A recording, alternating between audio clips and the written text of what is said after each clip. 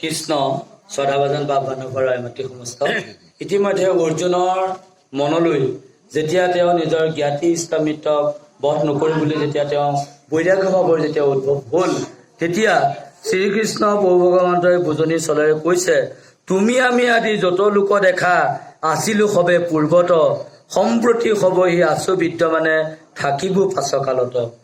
আপুনি মই মোৰ পৃথিৱীত যিমানেই জীৱ নাথাকক কিয়, জীৱ আছে দুই প্ৰকাৰ, এটা হৈছে জীৱাত্মা আৰু এটা হৈছে পৰমাত্মা। পানী ক'ত থাকে? পুখুৰীত থাকে, খালত থাকে, নদীত থাকে, বিলত থাকে। পানী থাকে ক'ত? সাগৰ আৰু মহাসাগৰত। এতিয়া আপুনি যদি এগিলাচ পানী যদি আনি নৈত যদি দি দিয়ে, সেই পানীখিনি মানে নৈতে কি হৈ যায়? বিলীন হৈ যায়। ঠিক তেনেকৈ পৰমাত্মাৰ অংশৰ পৰা উদ্ভৱ হোৱা প্ৰত্যেকবিলাক যি জীৱ, যিমান জীৱ আছে, সৰু সৰু জীৱ আহি ভূঞে কথাই সম্বন্ধতে লাগি থাকে দাদা খুৰা ভাই। জীৱ আত্মা পৰমাত্মা দুয়ো ককাই ভাই, ইহঁত দুয়োৰ মাজত কিন্তু চিনা চিনি নাই। হেৰা অৰ্জুন, তুমি যিসকলক ইষ্টমিত্ৰ বুলি ভাবিছা, তুমি যিসকলক বন্ধুবৰ্গ বুলি ভাবিছা, সেইবিলাক কিন্তু সকলো মিছা। কিয় মিছা জানানে? যে আন যত লোক কতো উপজয়, কতোবা মৰিয়া যায়, বুলিয়া ঈশ্বৰ জন্ম মৃত্যু শূন্য, তুমি থাকা সৰ্বঠায়। যেনেকৈ বায়ুবিহীন যেনেকৈ ঠাই নাই, মাটিবিহীন পানীবিহীন যেনেকৈ ঠাই নাই, ঠিক তেনেকৈ আত্মা আৰু পৰমাত্মাবিহীন কিন্তু জীৱ নাই। আৰু সেই জীৱটো কেতিয়ালৈকে জীৱ হৈ থাকে? যেতিয়ালৈকে মই থাকো। আৰু সেই জীৱটো কেতিয়া জড় হৈ যায়? যেতিয়া মই তাত নাথাকো। সেইকাৰণেই কি বুলি কৈছে যে তুমি হৈ খুৱাইছা, তুমি হৈ ধুৱাইছা, তুমি হৈ লগাইছা মাত, সাতোখন বজাৰত তুমি ঘূৰাই ফুৰাইছা, তুমিহে অনাথৰ নাথ। জানিলো তোমাক জগতৰ ঈশ্বৰ, তুমি সনাতন হৰি, সমস্ত ভূততে তুমি প্ৰাণ বলে, জগতকে আছা ধৰি। এই আত্মজ্ঞানটো আপোনাৰ মোৰ আমাৰ উদ্ভৱ হোৱা নাই। এই আত্মজ্ঞানটো অৰ্জুনৰ মনলৈ উদ্ভৱ হোৱা নাই। এই আত্মবোধটো 6 ভক্ত আৰু 12 জন বৈষ্ণৱৰ মনত উদ্ভৱ হোৱাৰ কাৰণেই তেওঁলোকে জ্ঞান বৈৰাগ্যৰ জৰিয়তে ভক্তি বৈৰাগ্য আৰু ঈশ্বৰত্বৰ স্বৰূপটো দৰ্শন তথা হৃদয়ংগম কৰিব পাৰিছিলে। কিন্তু আপুনি মই আমি কোন? আপুনি মই আমি সংসাৰৰ মায়ামোহত থকা জীৱ। অৰ্জুনো কোন? অৰ্জুনো সেই মায়ামোহত থকাই জীৱ। আপোনাৰ আৰু অৰ্জুনৰ মাজত বা আমাৰ আৰু অৰ্জুনৰ মাজত পাৰ্থক্য কি? আমাৰ আৰু অৰ্জুনৰ মাজত পাৰ্থক্য হৈছে এইটোৱেই যে অৰ্জুনক ডাইৰেক্ট, অৰ্জুনক স্বতঃস্ফূৰ্তভাৱে পথ দৰ্শন কৰিছিলে কোনে? স্বয়ং শ্ৰীকৃষ্ণই নিজেই। আপোনাক মোক আমাক পথ দৰ্শন কৰিব কোনে? শ্ৰীকৃষ্ণই নকৰে, সেই কৰিব আমাক গীতাই। তেতিয়াহ'লে ভাবি চাওক, জীৱনত আপোনাক মোক জয়ী হ'বৰ কাৰণে কিহৰ প্ৰয়োজন আছে? সাৰথীৰ প্ৰয়োজন আছে। অৰ্জুনে যেনেকৈ জীৱনত শ্ৰীকৃষ্ণক ৰথৰ সাৰথি কৰি জীৱনত কুৰুক্ষেত্ৰৰ মহাযুদ্ধত জয়লাভ কৰিলে, ঠিক তেনেকৈ আপুনি মই আমাৰ জীৱন যুদ্ধটো কিন্তু সাৰথি হিচাপে বাছি ল'ব লাগিব। নিজৰ পত্নী পুত্ৰ ভাইজা ঠিকেই আছে, কিন্তু আয়ে চাই মুখলৈ, তিৰিয়ে চাই বোলে হাতলৈ, ল'ৰাবিলাকে লৈ যায় বোলে বৃদ্ধাশ্ৰমৰ ঠাইলৈ। তেতিয়াহ'লে সেই পুত্ৰ, যি পুত্ৰৰ কাৰণে আপুনি ইমান কষ্ট কৰিলে, সেই ভাইজাৰ কাৰণে কিমান কষ্ট কৰিলে, কিন্তু তেওঁলোকৰ পৰা যে আমাক ভৱিষ্যতে নিৰাপত্তা দিব, আমি কিন্তু নিশ্চিত হ'ব নোৱাৰো। সেইকাৰণে অৰ্জুনক এই আত্মতত্ত্বটো, অৰ্জুনক এই আত্মবোধটো দিয়াৰ চলেৰে সমগ্ৰ মানৱ জাতিৰ কাৰণে কৈ দিছে, তুমি জীৱনত সাৰথি বাছি লোৱা। কাক সাৰথি বাছি লোৱা? সত্য। তুমি কেৱল সত্য, মিছা হবে আন, জানি জ্ঞানী জনে কৰে হৃদয়ত ধ্যান। একে শৰীৰত বাল্য যুৱা জৰা, হৈয়ে যেন পুৰুষৰ, দেহ এৰি জীৱে আন দেহ জন্মে, মৃত্যু সেই পতন্তৰ। যে বাল্যকাল, যুৱাকাল আৰু জড়কাল, আমি কৈছোৱেই যে মনুষ্য জীৱৰ পূৰ্ণতা প্ৰাপ্তি কেতিয়া হয়? যেতিয়া বাৰ্ধক্য পায়। যেতিয়া 20 বছৰ যেতিয়া মৃত্যু হয় আমাৰ দুখ লাগে, 40 বছৰ যেতিয়া মৃত্যু দুখ লাগে, 60 বছৰ মৃত্যু হোৱাৰ পিছত আৰু বিশেষ এটা দুখ নহয় আৰু, বয়স হ'বলৈ হ'ল। কিন্তু অনুভৱ কৰি চাওকচোন, আপুনি মইনো আমি কি ভুল কৰিলো? সেই 12 বছৰ ল'ৰাটো যে পটককে মৃত্যুবৰণ কৰিবলগীয়া হ'ল। আপোনাৰ মোৰ আমাৰ সন্তান এজনো কি ভুল কৰিলে? 18 বছৰ বয়সতে যা কিডনী আৰু লিভাৰটো যে ডেমেজ হৈ গ'ল। 23 বছৰ বয়সতনো মোৰ মানুহজনো কিয়নো কি ভুল কৰিলেনো? 2টা কিডনী যে 2টা লিভাৰ যে নাইকিয়া হৈ গ'ল। বুজিব পাৰিছেনে? অনুভৱ কৰিব পাৰিছেনে? তেতিয়াহ'লে ভাবি চাওক, আপুনি মই জীৱনত যি খাদ্য খাব লাগে সেয়া আমি খোৱা নাই, যি কৰ্ম কৰিব লাগে সেই কৰ্ম কৰা নাই, যি ৰীতি নীতিত থাকিব লাগে সেই নীতিত থকা নাই। আপুনি মই আমি মানুহ হিচাপে জন্ম লৈছো, খাদ্য কিন্তু অসুৰৰ নিচিনা। আপুনি মই আমি মানুহ হিচাপে জন্ম লৈছো, স্বভাৱটো হৈছে ৰাক্ষসৰ নিচিনা। আপুনি মই আমি মানুহ হিচাপে জন্ম লৈছো, ব্যৱহাৰ কিন্তু দৈত্যৰ নিচিনা। তেতিয়াহ'লে আমিনো জীয়াই থাকিম কেইদিন? সেইকাৰণে অৰ্জুনৰ আগত কৈছে, হেৰা অৰ্জুন, মনুষ্যৰ পূৰ্ণতা প্ৰাপ্তি হয় কেতিয়া? যেতিয়া তেওঁ বাৰ্ধক্য কাল লাভ কৰে। কিন্তু বাৰ্ধক্যকাল লাভ কৰিলেও আপুনি বয়স হৈলে বুদ্ধি হৈ গৈ ভাল। যেতিয়ালৈকে কিন্তু মনুষ্যৰ আত্মবোধটো নাহে, বয়সত তেওঁ 60 বছৰ হ'ব পাৰে, কিন্তু তেওঁ আধ্যাত্মিক জ্ঞানত তেওঁ 60 বছৰ নহ'ব পাৰে। পলাশোধৰ বয়স আছিলে মাত্ৰ 5 বছৰ, কিন্তু জ্ঞান আৰু ভক্তিত কিন্তু তেওঁ 100 বছৰৰ ওপৰত, 1000 বছৰৰ ওপৰত, বাদ দিয়ক আজি কিমান লাখ বছৰৰ ওপৰত। সত্য যুগৰ পলাশ ন, আজিটোতো জীয়াই আছে। পলাশ জীয়াই আছিলে, তেওঁ মৃত্যু হ'ল, কিন্তু পলাশ কিন্তু এতিয়াও জীয়াই আছে। তেতিয়াহ'লে পলাশ কিন্তু মৰিব। পলাশৰ নিচিনা বহুত আছিলে, কিন্তু আপুনি মই আমিতো পলাশক স্মৰণ কৰি আছো। সেইকাৰণে তুমি যি কৰ্ম কৰিবা, তুমি এনেকুৱা কৰ্ম কৰা যি কৰ্মৰ জৰিয়তে তুমি যাতে জীয়াই ৰাখা। শংকৰদেৱ মৃত্যু হ'ল, 120 বছৰ জীয়াই আছিলে। শংকৰদেৱ কিন্তু আজিও জীয়াই আছে কিমান বছৰ? 575 বছৰ হৈ গ'ল।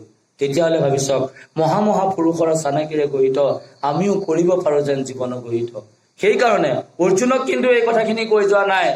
অৰ্জুনক কোৱাৰ চলেৰে আপোনাক, মোক, আমাক কলিকালৰ সকলো জীৱকে কৈ গৈছে। সকলো জীৱকে দিগদৰ্শন দি কৈছে, বাল্য যুৱাজৰা তিনিও অৱস্থা, একে দেহে পাৱে লোক, বাল্য গুচি যাবে যুৱাক পাৱয়, তাত কোনো নাহি সুক। আমি আগতে সৰু হৈ আছিলো, কোনে মোক তুলি তালি কৰিলে ডাঙৰ, মৌ সনা মিঠা মাতে পাহৰি ভাগৰ, কৰিছিল চেনে মোক দুগালত চুমা খাই, এৱে মোৰ পূজনীয়া মৰমৰাই। তাৰপিছতে আমি পানী কেঁচুৱা আছিলো। প্ৰথমতে মাতৃগৰ্ভত আছিলো, পানী কেঁচুৱা হলো, তাৰপিছতে কেঁচুৱা হলো, তাৰপিছত শিশু হলো, লৰা ধুমেলা কৰিলো, কাপোৰ কানি নাছিলে, পিছত কাপোৰ কিনিবলৈ শিকিলো, চেঙেলীয়া হলো, কৈশোৰ হলো, ডেকা হলো, বিয়া বাৰু পাতিলো। আমিতো জীৱনততো মৃত্যু হৈ হৈ গৈ আছো। মই মৃত্যু হলো, শৈশৱকাল হেৰুৱালো, মই মৃত্যু হলো, বাল্যকাল হেৰুৱালো, মই মৃত্যু হবলৈ গৈ আছো, যৌৱনকাল হেৰুৱাম। আপুনি মৃত্যু হল, যৌৱনকাল হেৰুৱালেই। তেতিয়াহ'লে আমিনো কেলেনো আমি ইমান দুখ কৰিব লাগে? কেলেনো আমি ইমান কষ্ট কৰিব লাগে? দুখ লাগিব, কষ্ট লাগিব কেতিয়া? যেতিয়া আও মৰণে মৰে। আও মৰণে মৰে মানে কি? সেই চুইচাইড কৰি মৰাটোকে আও মৰণে মৰা নাই। কি বুলি কৈ গৈছে? হৰি ভজি হৰি নাম নলৱে সাক্ষাৎ, আপোনাক আপুনি কৰিলে আত্মাঘাত। শাস্ত্ৰৰ বিধান, মনুষ্যদিন মৃত্যু। কিন্তু হৰিক ভজি যদি হৰিনাম যদি নলয়, তেওঁ নিজকে নিজে কিন্তু আত্মঘাতী কৰাৰ নিচিনা হয়। এতিয়া 60 বছৰ বয়সলৈকে আপুনি বৰ দুখ পালে, বৰ কষ্ট পালে। এতিয়া অনুভৱ হৈছে, পাই ঐ শ্ৰীকৃষ্ণই দেখোন ইমান আমাক দিহা দি থৈ গৈছিলে, শ্ৰীকৃষ্ণই দেখোন আমাক ইমান পৰামৰ্শ দি থৈ গৈছিলে, কৃষ্ণই দেখোন আমাক ইমান উপদেশ দিছিলে। খাব লাগে কি, খালোনো কি, কৰিব লাগে কি, কৰিলোনো কি, গাব লাগে কি, গাইছিলোনো কি, কেনেকৈনো খাব লাগে, কেনেকৈনো থাকিব লাগে, মানুহ হিচাপে আমি কেনেকৈনো জীৱনটো যাপন কৰিব লাগে। দুজনা গুৰুৱে, মহাপুৰুষবিলাকে আমাক তেওঁলোকৰ জীৱনী দৰ্শনৰ জৰিয়তে দি থৈ গৈছিল। কিন্তু অতি দুখৰ বিষয়, আমি সেইফালে মনেই নকৰিলো। আপোনাৰ আমাৰ মনত আক্ষেপ আছে, দুখ আছে। কিয় জানেনে? ভগৱানে সুখীয়াকে সুখ দিয়ে, দুখকে দুখ দিয়ে, ধনীকে ধনী কৰে, দুখীয়াকে দুখীয়া কৰে। এটা আখ্যান আমি ক'ব বিচাৰিছো। দুজন বন্ধুৰ মাজত তৰ্কবাদ যে ভগৱানে মুঠতে স্বাৰ্থপৰ, তেওঁ মানে সুখক সুখ কৰে, নহয় বোলে ভগৱান বোলে অকণমান, তেওঁ বোলে যাৰ যেনেকুৱা তেনেকে কৰ্ম কৰে। তেতিয়া মানে কি হ'ল, মানে নাপিত এজনো আছিলে, নাপিতজনৰ ওচৰলৈ লৈ গ'ল। তাৰপৰা সুধিলে, ল'ৰা তুমি কি কৰা হে? বোলে মই নাপিতৰ কাম কৰো। তোমাৰ কামনো কি? বোলে মই বোলে চুলি কাটো। কেনেকে? যাৰ যাৰ বোলে দীঘল চুলি তেওঁ চুটি কৰো, যাৰ যাৰ বোলে দাড়ি দীঘল বোলে তেওঁক চুটি কৰো, মুঠতে মই দাড়ি চুলি কটাই মোৰ কাম। নহয় বোলে তুমি নাপিত হ'ব নোৱাৰা। আৰে মই নাপিত, আৰু তেতিয়াহ'লে তুমি কি কৰা? মই বোলে নাপিতৰ কাম কৰো, দীঘল দাড়ি চুলি মই চুটি বা দীঘল কৰো। যদি তুমি নাপিত হোৱা, তেতিয়াহ'লে মাইকী মানুহৰ চুলিবোৰ কিয় দীঘল? যদি তুমি নাপিত হোৱা, তেতিয়াহ'লে তোমাৰ সেই ডেকা ল'ৰাটোৰ দাড়িবিলাক কিয় ইমান আছে?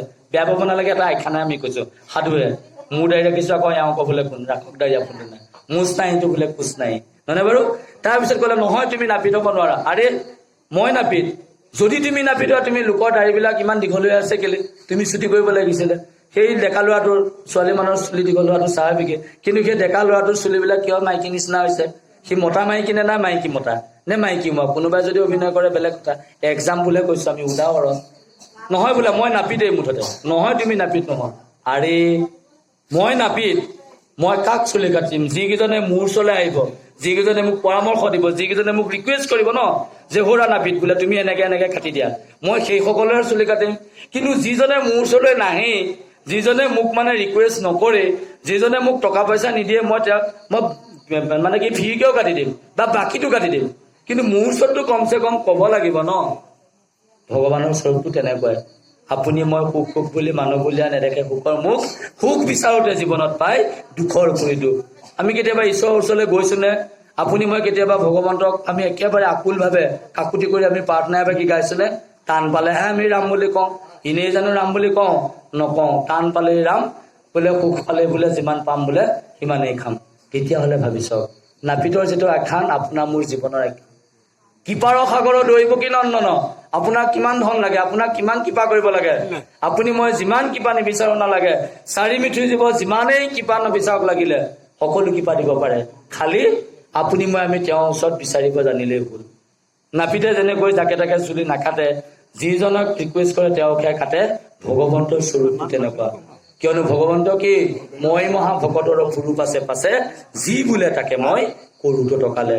এয়া কথা কিন্তু অৰ্জুনৰ আগত কৈ গৈছে, হেৰা অৰ্জুন, বাল্য যুৱাজৰা তিনিও অৱস্থা, একে দেহে পাৱে লোক, বাল্য গুচি যাবে যুৱাক পাৱয়, তাত কোনো নাহি পোক।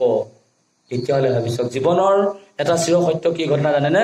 মানুহ মৰণশীল, কোনোবা যেনিবা আগত, কোনোবা যেনিবা পাছত, কোনোবা যেনিবা একেবাৰে বোলে বৃদ্ধ কালৰ সময়ত, কোনোবা যেনিবা ডেকা যৌৱনৰ কালত।